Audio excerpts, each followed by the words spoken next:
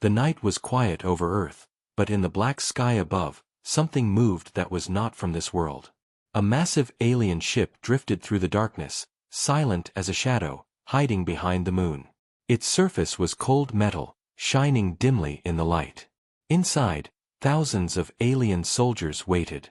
Their commander, Zorith, stood in front of a wide viewing screen, watching the small blue planet slowly turning below. To Zorith, Earth was just another target. His species, the Krail Dominion, had conquered hundreds of worlds before. Each time, it was easy. They came, they destroyed, they ruled. Zorith believed this mission would be no different. But he was wrong. He just didn't know it yet. "Commander," said one of his officers, a tall creature with gray skin and glowing red eyes, "our scans show no planetary defense network. The humans are primitive. Their weapons are weak." Zorith gave a deep, low laugh. "Then this will be quick," he said. "Prepare the landing forces. At sunrise, we take this world." But as the ship moved into Earth's orbit, strange signals began to appear on their sensors, radio waves, digital noise, and a constant hum of information bouncing across the globe. Zorith frowned.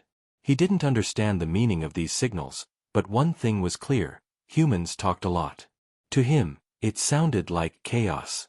Billions of voices shouting at once. "What is this?" he asked.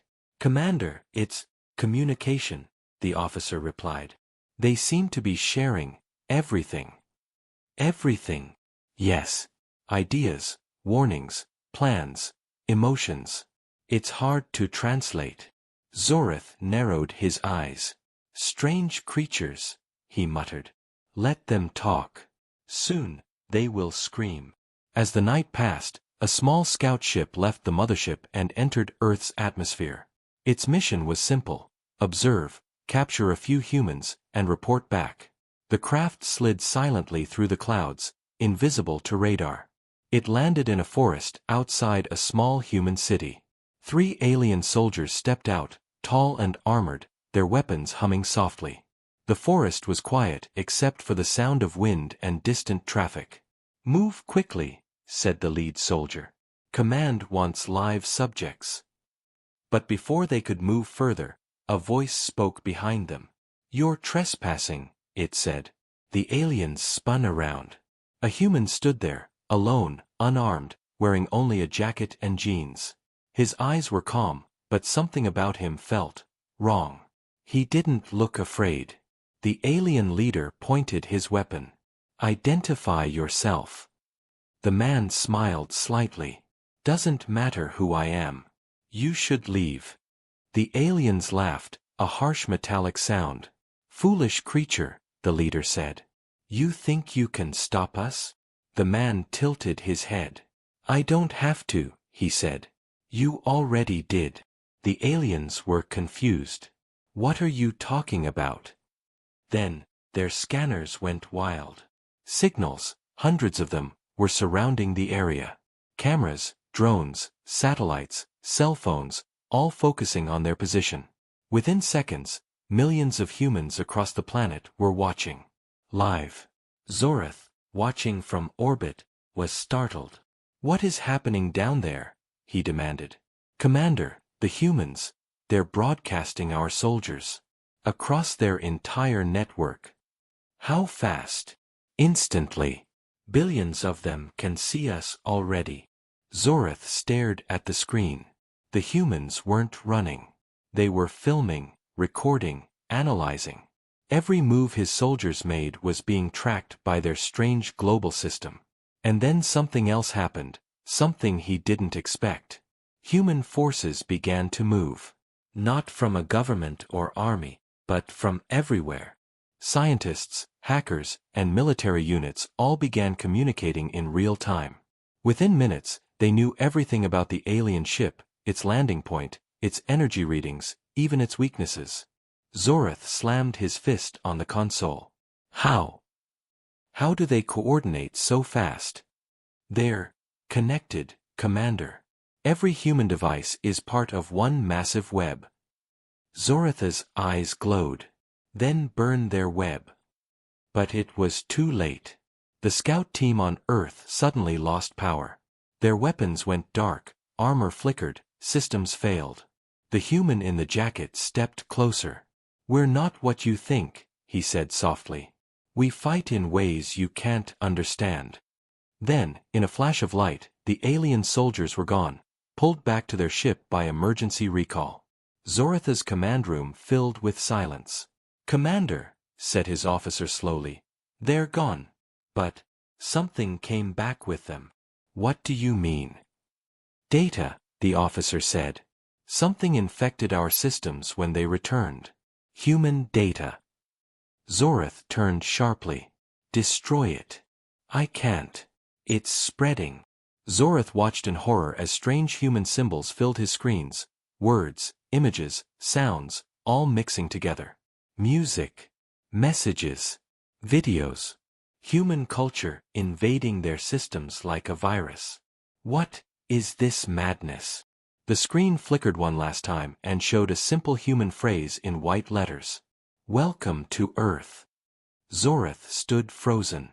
For the first time in his life, he felt something he didn't understand. Fear. He had thought humans were primitive, easy to conquer. But now he realized something terrifying. Humans didn't just fight with weapons. They fought with information. And they were already inside his ship. As alarms began to sound and lights turned red, Zorath looked at the blue planet below and whispered, "What have we started?" The ship drifted silently above Earth, but the invasion had already begun, and not the one Zorath had planned. The control room of the alien flagship was chaos. Lights flickered, alarms screamed, and screens showed strange human images, 1,000 faces, songs, jokes, and words that made no sense to the Krail. Zorath slammed his clawed hand on the console, shouting, "Shut it down! Purge all systems!" His crew tried everything. Power was cut. Networks were disconnected. But the data wouldn't stop. It was like the humans themselves were inside the ship, whispering through every wire, laughing through every speaker. One of the technicians cried out, "Commander! It's in our main core. The human data is rewriting our systems." Zorath glared. "How can information do this? They don't even have warp drive." But as he watched, he began to understand, slowly, unwillingly. The humans were unpredictable. Their technology wasn't strong, but their creativity was dangerous. The signals they used were not weapons, but somehow, they were winning. "Trace it," Zorath ordered. "Find the source of this infection." The officer nodded, his fingers moving quickly over the glowing controls. "Tracing, signal origin appears to be everywhere." Zorath growled. "That's impossible." The officer turned, fear in his glowing eyes. "It's true, Commander. The humans are using millions of small devices to form one giant network. Every city, every person, they're connected. We cannot find one source because there isn't one. They are all the source." For a moment, the commander was silent.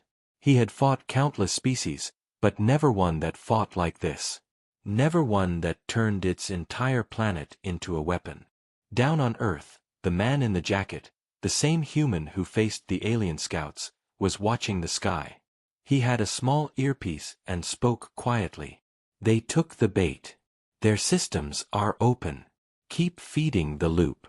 A voice replied through static. "Copy that. Phase 2 activated."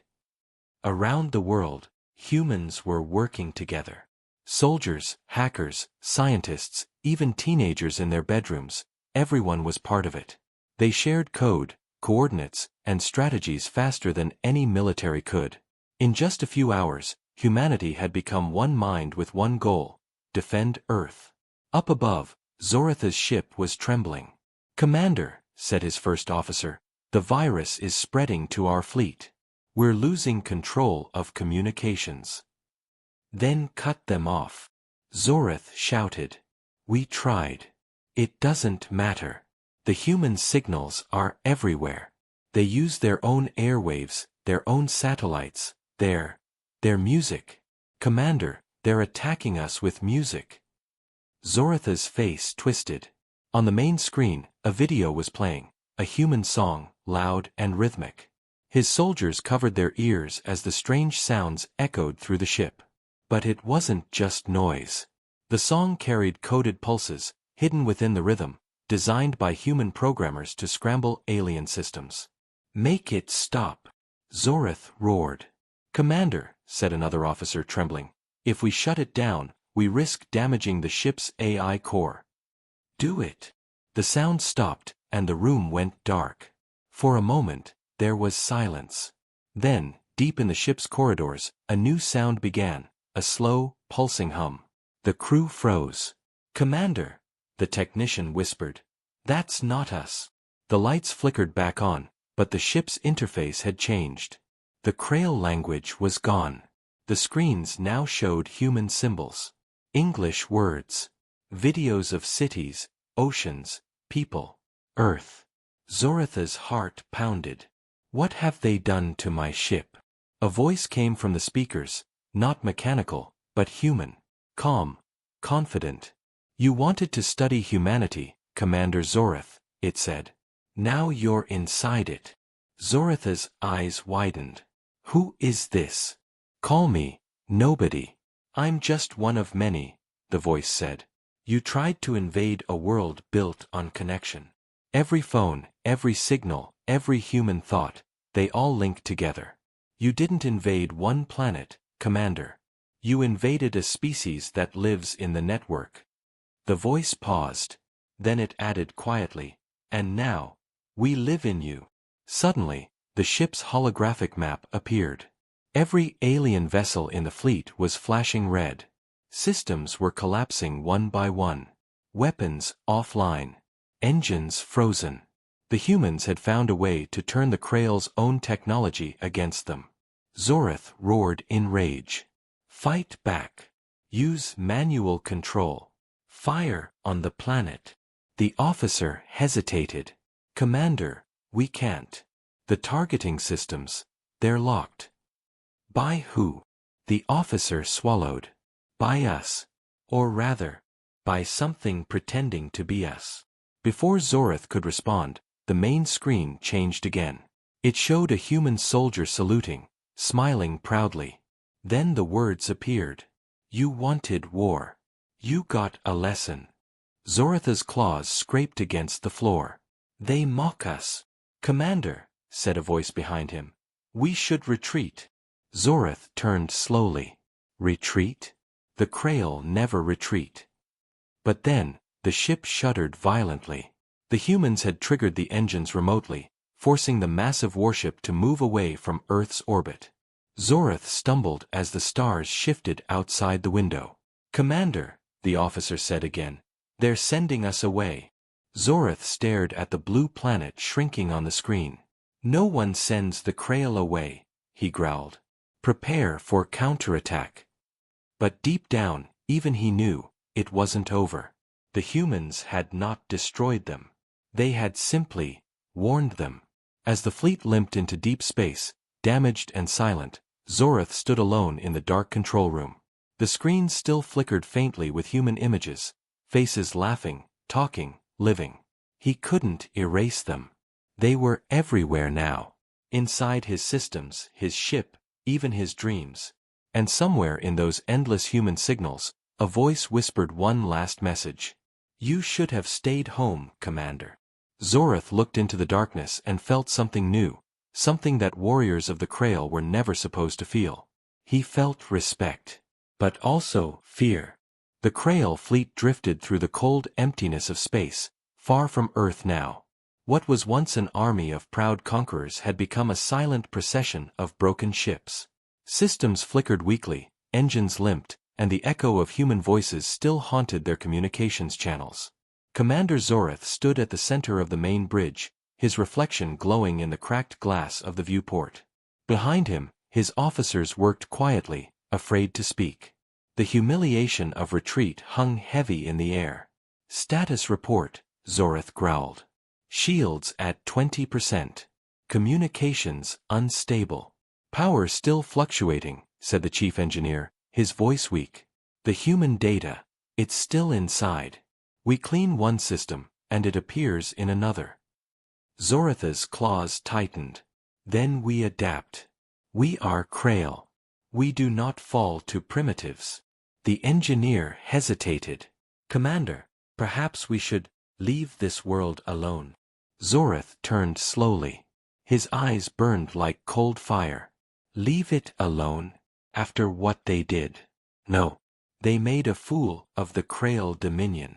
They infected our ships, mocked our warriors, and sent us running like cowards. We will return. But this time, we strike differently. He moved to the center console and brought up a holographic display. Earth appeared, small, glowing, innocent-looking. Around it, red tactical symbols began to form. We cannot attack with technology, he said. They use it better than we do. But what they cannot control is fear. We will make them fear the sky. Commander, his first officer asked carefully. We send infiltrators. Biological, not digital. Silent ships, stealth capsules. No signals. No trace. We enter their world like ghosts. The officer's eyes widened. That violates the Dominion Code, sir. Direct biological contact. Do it, Zorath snapped. I will show these humans that their planet is not safe. Not from us. The order went out. Deep within the fleet, 6 small pods were prepared. Each carried a single Krail operative, trained assassins, capable of surviving harsh atmospheres and moving unseen. They were launched silently into the void, heading back toward Earth. As the pods disappeared into the darkness, Zorath turned away, whispering, "Let's see if their internet can stop a ghost." On Earth, the man in the jacket, his name still unknown, sat inside a dimly lit command room deep below ground. The world had changed in days. Humanity was united, alert, and watching the skies. Military satellites scanned for any trace of the alien fleet, while civilians joined in massive global watch programs, using everything from telescopes to smartphones. The man listened as reports came in. "No movement from orbit," said a voice over the radio. "They're gone." He shook his head. "No. They're planning something. The Krail don't just vanish." His assistant looked uneasy. "You think they'll come back?" He smiled faintly. "They always come back. But this time, we're ready." He stood and turned toward a large digital wall showing a live map of the Earth. Thousands of glowing dots represented people online, each one connected, part of something larger. "We learned their weakness," he said softly. "Now we'll show them ours, our strength." Days later, in a quiet forest somewhere in Canada, something fell from the night sky. No sound. No light. Just a shimmer, then silence. The pod cracked open, and a tall dark shape emerged, one of the Krail infiltrators. Its skin shifted colors to match the environment. It began to move through the trees, scanning for life. "Objective, locate human command," it whispered. But what it didn't know was that humans were already watching. Tiny drones the size of insects tracked its movement. Cameras hidden in tree bark streamed live footage.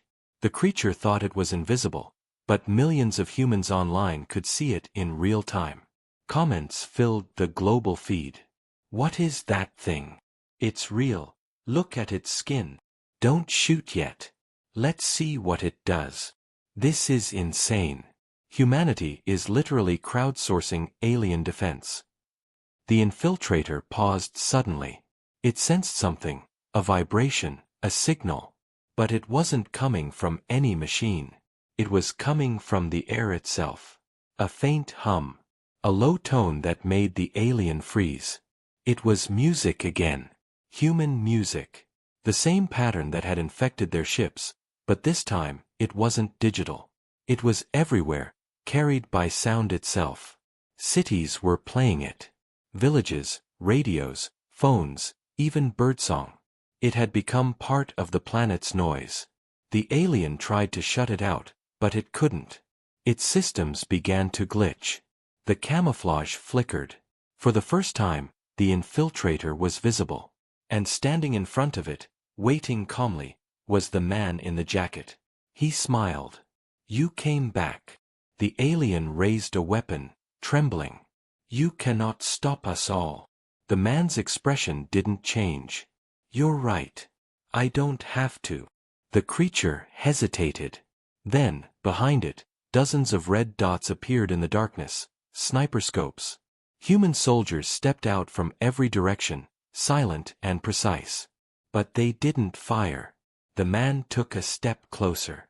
"Tell your commander, humanity doesn't run. We adapt. Every time you come, we learn faster." The alien looked at him, confused. "What are you?" He smiled faintly. "We're the thing you should never underestimate." The alien lunged, but before it could strike, its weapon overloaded and exploded in its hand. The music grew louder, echoing through the forest like a heartbeat. The alien fell, its body dissolving into light, and then, gone. The man looked up at the stars. Message delivered. Far away, in the dark of space, Zorath received the final transmission from his infiltrator. Static. Then silence. He stared at the dead signal for a long time. His officer spoke softly. "Another one lost, Commander." Zorath didn't respond. He turned toward the window, where Earth glowed bright and blue. For the first time, he understood, humans didn't just fight for survival. They became survival. He clenched his fists. "Prepare the fleet. This isn't over." And somewhere deep inside the ship's systems, faint and mocking, came a human whisper. "It never is." Deep in the void between stars, the Krail fleet gathered in silence. A dozen warships floated in formation, their engines dark, their weapons offline. They looked like ghosts drifting through space. But inside the largest vessel, Commander Zorath was far from silent. His fury filled the command room like fire. "They mock us," he roared. "They humiliated the Krail Dominion. They infected our systems with songs." The officers stood still, afraid to speak. Zorath turned, his eyes glowing cold blue. "If technology cannot defeat them, then we will use something older. Something they cannot hack or predict." He walked to the center of the chamber and activated a holographic screen. A strange, rotating sphere appeared, dark, pulsing with red energy. "This," he said, "is the core of Varka, the weapon that consumes life itself. No code, no signal, no defense. We drop it into their planet's atmosphere. It will spread across their world and drain all organic energy. In ours, every living thing will fall silent." His officers looked horrified. "Commander, that is forbidden. The core destroys entire ecosystems. Even the Dominion fears it." Zorath's voice became a low growl. "Fear? I know fear now. The humans gave it to me. And I will give it back." He turned to his crew. "Prepare the core." The ship trembled as massive mechanical arms lifted a black container from the lower decks. The room grew colder as it was brought online. Strange whispers filled the air, like echoes of lost souls. Even the ship's lights dimmed. Zorath watched the glowing sphere, his reflection shining in its surface. "Let's see them laugh when their sky burns." Meanwhile, far below, Earth was quiet, but watching. Humanity had never been more alert. Every satellite, telescope, and radio dish was pointed toward the stars. Every nation was cooperating. The internet buzzed with theories, warnings, and plans. In a dark underground base, the man in the jacket stood before a large digital map of the solar system. Around him, scientists and soldiers worked non-stop. "Any sign of them?" he asked. A young analyst replied, "Nothing yet, sir. But we're picking up gravitational distortions in the outer system. Something big is moving." He nodded. "They're coming." He turned to a table where a small sphere sat, glowing faintly blue. It was human-made, but its energy was alien. The man ran his hand across it. "They left pieces behind when they ran," he said. Now we use their own power against them. A scientist stepped forward. We call it the mirror pulse. If they try anything large-scale, we can reflect it right back. The man smiled faintly. Then let's hope they try. In space, Zoratha's ship entered the edge of Earth's orbit. The core of Varka pulsed like a heart ready to explode. Release the core, Zorath ordered. A massive bay door opened. The dark sphere floated out, glowing brighter and brighter. The moment it entered Earth's upper atmosphere, lightning burst across the sky. Clouds twisted unnaturally. The air shimmered. On the ground, people looked up, confused. Some filmed it. Some prayed. Some ran. In the command bunker, alarms screamed. Unknown energy detected. It's spreading fast. The man in the jacket stepped forward. Activate the mirror pulse. Sir, it's untested. Doesn't matter. Now.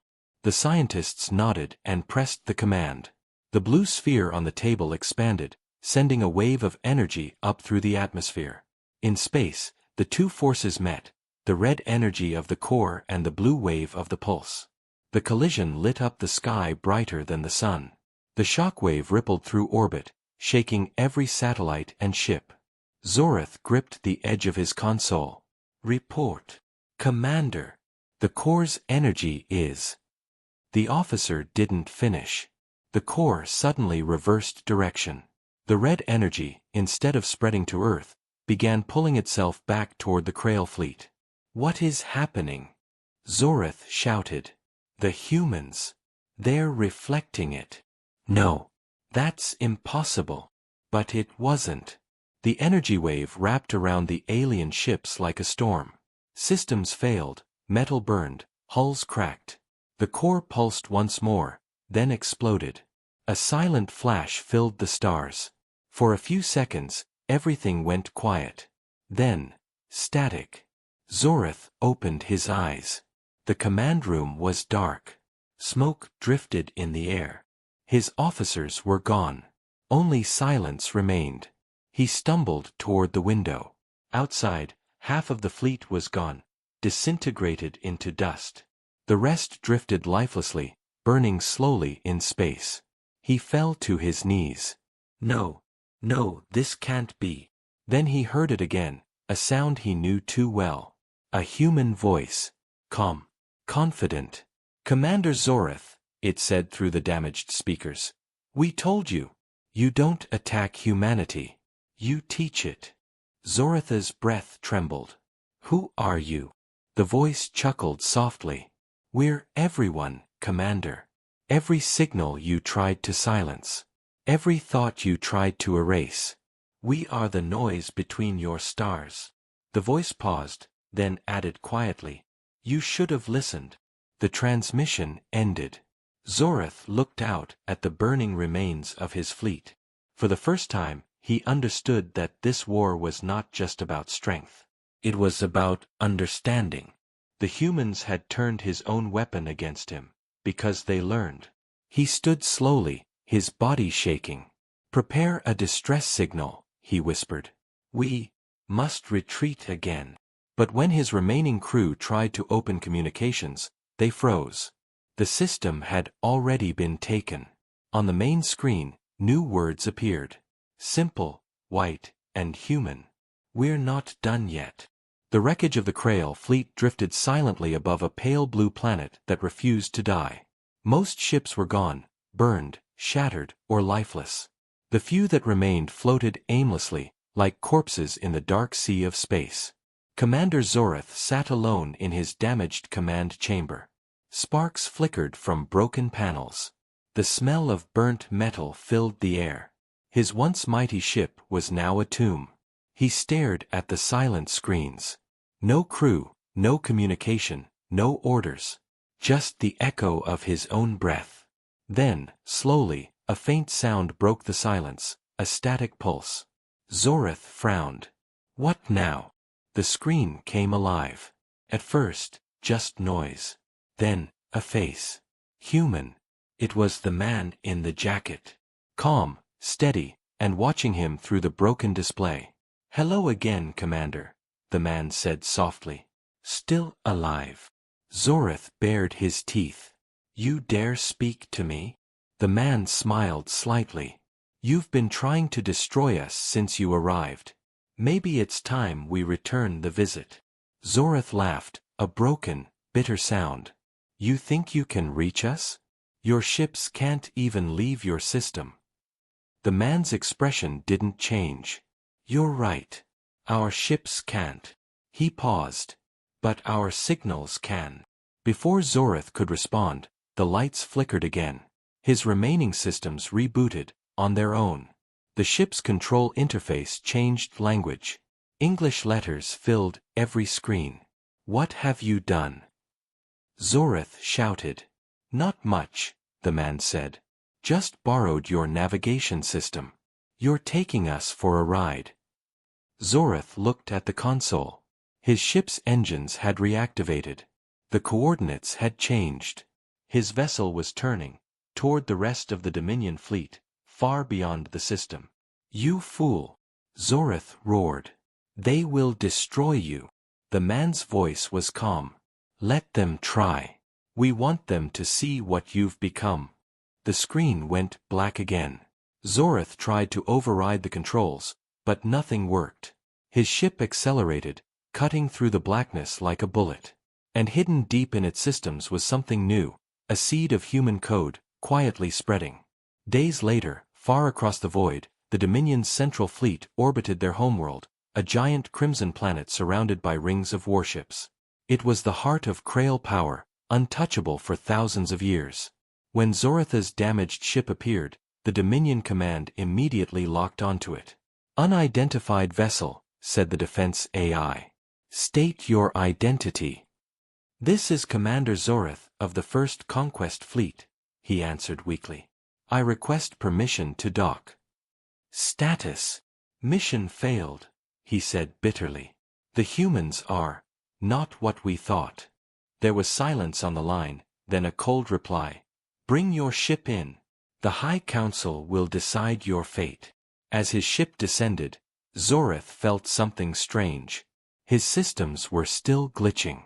Strange human words flashed across the screens, then vanished. He thought it was just leftover data. He was wrong. When the ship entered the docking bay, hundreds of alien soldiers surrounded it.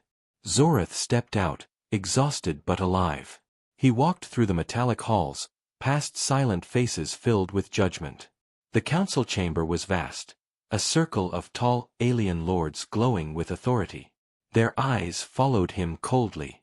Commander Zorith, one of them said, you led the greatest fleet in our history, and you returned in shame. Zorith bowed his head. The humans are primitive, the counselor interrupted. You failed. You let your pride blind you. Zorith's jaw tightened. You don't understand.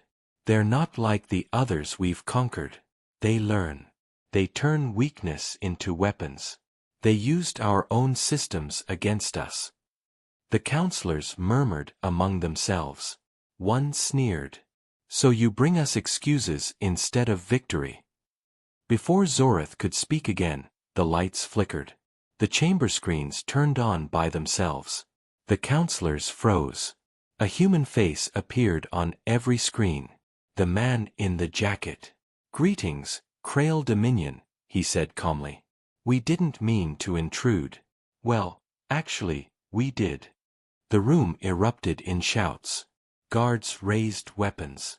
Who is this creature? A counselor demanded. Zorith stared in disbelief. No, it can't be. The man smiled faintly. Commander Zorith brought us here. We left him a small gift in his ship's system. Consider this our introduction. The counselors shouted orders, but every command console was dead. The human continued speaking. You came to destroy us. You sent fleets, weapons and monsters. But you forgot one thing. We never stop learning. Every attack you send makes us stronger. Every mistake you make becomes our tool. His image leaned closer to the screen. You should have stayed in your corner of the galaxy. Then the lights in the chamber turned red.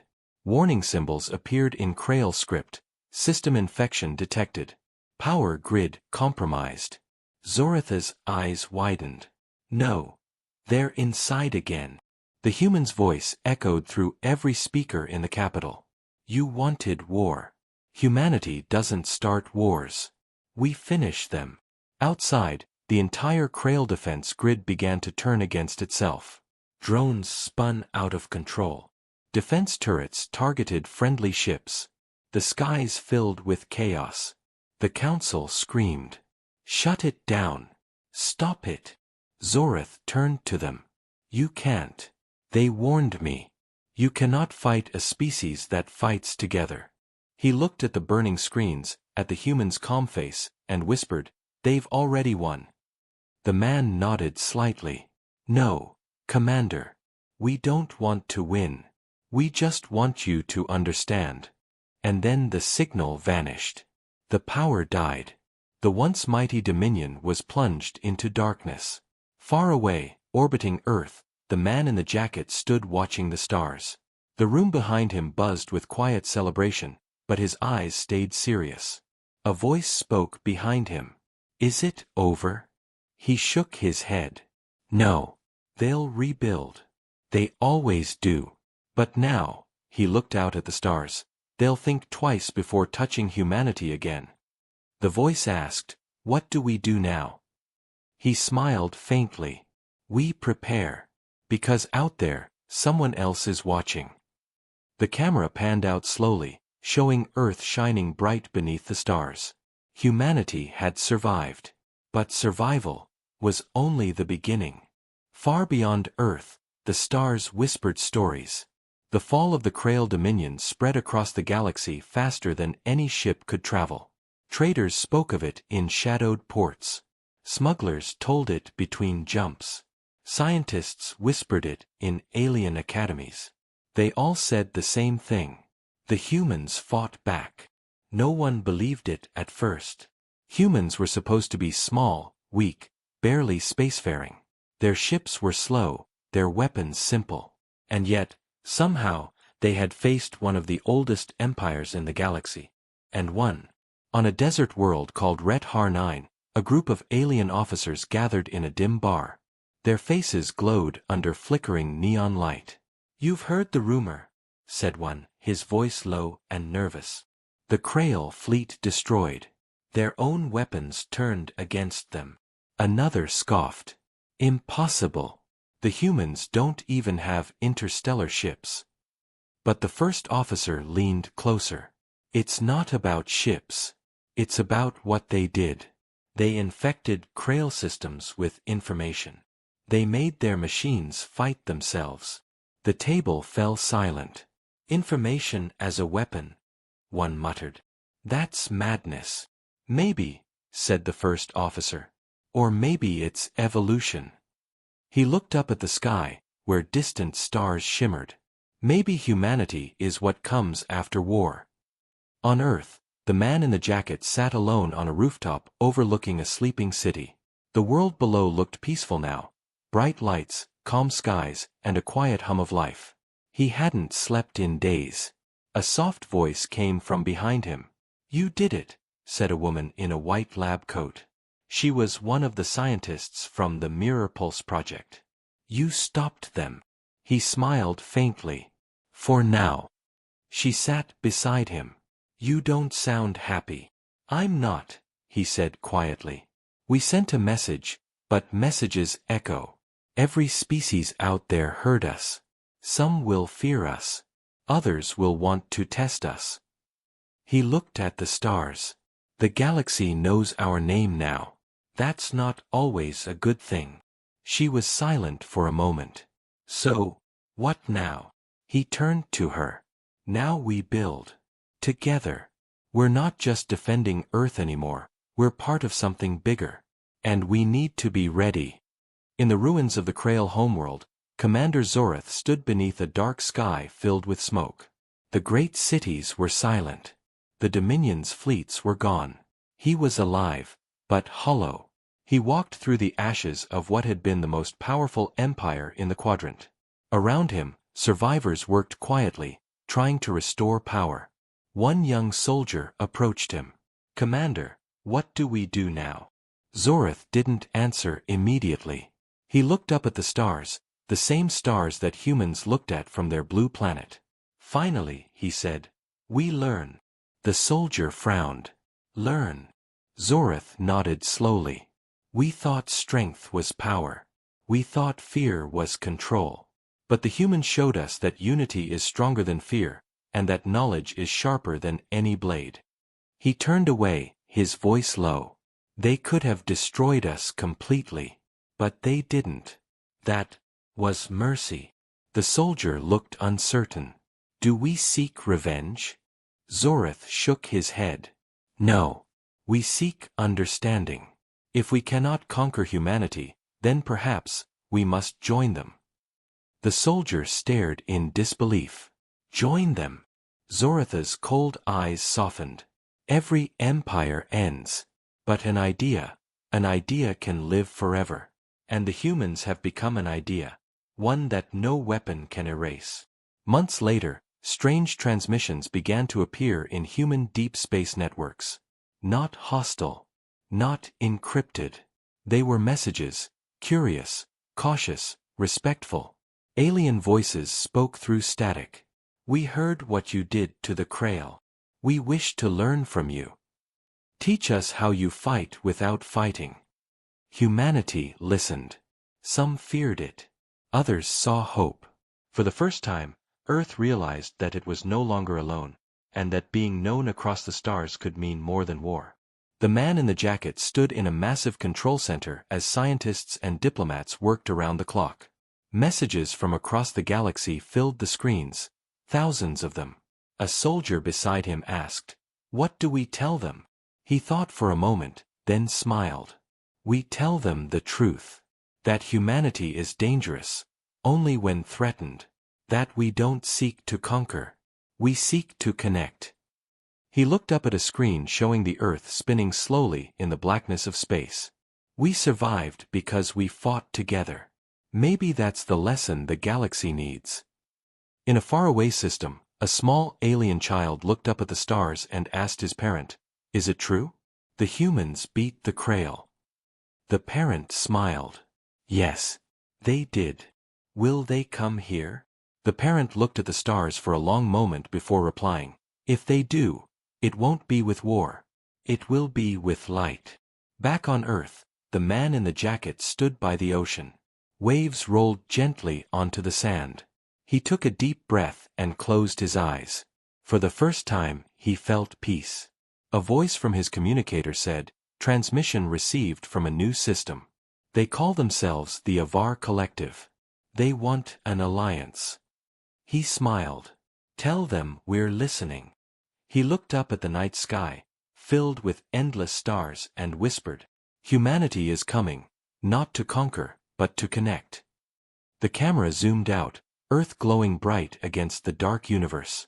And somewhere in that vast expanse, new worlds listened, waiting, wondering about the strange little planet that fought off an empire, and taught the galaxy a lesson. Never underestimate humanity. A year had passed since the war that shook the stars. The name Earth had spread across the galaxy like a quiet storm. For the first time in history, hundreds of alien species had turned their eyes toward a small blue world, not in fear, not in anger, but in respect. The humans had done what no empire ever could. They had united the galaxy's attention without firing a single planet-killing weapon. They had changed the game. In orbit around Earth, a massive space station floated, a new one, built by humans and alien engineers working side by side. Its name glowed proudly across its hull. Unity. Inside, corridors were filled with different shapes and colors of life. Alien scientists walked beside human soldiers. Traders, diplomats, and explorers all mingled, sharing knowledge and food, trading stories, and laughter. For the first time, peace didn't feel like a dream. It felt real. But peace had a price, and memories of war still lingered in the shadows. In the central chamber of Unity Station, the man in the jacket stood by a wide window, staring down at Earth. He still wore the same calm expression, but there was tiredness in his eyes. Behind him, a voice said softly, "You've done it." He turned. It was the scientist from before, the woman with the white coat. "Done what?" he asked quietly. "Built something bigger than war," she said. "Look around you. This," she gestured to the hall filled with aliens, "is because of you." He smiled faintly. "No. It's because of us. Humanity just showed them that cooperation is stronger than fear. They chose the rest themselves." She nodded slowly. "And now they're sending an envoy from the Krail. The surviving commander is coming here." His expression darkened slightly. "Zoreth." "Yes," she said. "He asked to meet you personally." He looked out the window again, where a large alien ship was slowly approaching the station. "Then let's see if he learned something too." Hours later, the docking bay doors opened. The Krail ship landed gently, its engines quiet. From the mist, Commander Zoreth stepped out, taller, thinner, his once bright armor now worn and dull. He looked different. Not proud. Not angry. Just older. The man in the jacket waited for him at the end of the ramp. For a long moment, they just stared at each other, the two commanders who had fought a war without ever meeting face to face. Then Zoreth bowed his head. "Human," he said, his voice low. "You could have destroyed us. But you didn't. I came to ask why." The man studied him for a moment before answering. "Because destroying you would have made us no different from you." Zoreth raised his eyes. "And now you build this Unity station. What do you want from us?" The man smiled softly. "Nothing. We just want to talk." Zoreth's expression hardened slightly. "Talk? After you made my fleets burn?" The man nodded. "Yes. Because talking is harder than war. But it lasts longer." Zoreth stared at him for a long moment. Then, slowly, he extended one clawed hand. "Then talk," he said. The man hesitated, then shook his hand. It was cold metal against warm flesh, but it was peace. Over the next days, meetings filled the station. Humans shared their technology and data openly, while the Krail revealed secrets of deep space travel, medical advancements, and energy systems. What began as enemies became something strange. Partners. One night, Zoreth stood again by the viewing window, looking down at Earth. The man in the jacket joined him. Zoreth spoke quietly. "When I first saw your planet, I thought it was weak. Small. Divided." The man smiled faintly. "We were. And now." "Now," he said, "we're learning. Just like you." Zoreth's eyes narrowed. "Do you trust us?" The man was silent for a while, then said, "Not yet. But I believe we can earn it, from both sides." Zoreth nodded slowly. "Perhaps that's enough." Weeks later, a great broadcast was sent across the galaxy. For the first time, a human and a Krail stood side by side before millions of watching eyes and screens. Zoreth spoke first. "The Krail Dominion once ruled by fear. We thought power came from control. But we were wrong. Humanity showed us that true strength comes from unity and understanding." Then the man stepped forward. "Today," he said, "we open the Unity Accord, not just between humans and Krail, but for every world that chooses cooperation over destruction." The room filled with light as hundreds of holograms appeared, representatives from dozens of alien races signing the new treaty. The galaxy, once ruled by conquest, was now ruled by connection. When the ceremony ended, the man in the jacket walked alone to the observation deck. Below him, Earth glowed bright, surrounded by the faint silver line of the Unity Station. The woman joined him again. "It's beautiful, isn't it?" she said. He nodded. "It is." She smiled. "Do you think it'll last?" He looked out at the stars.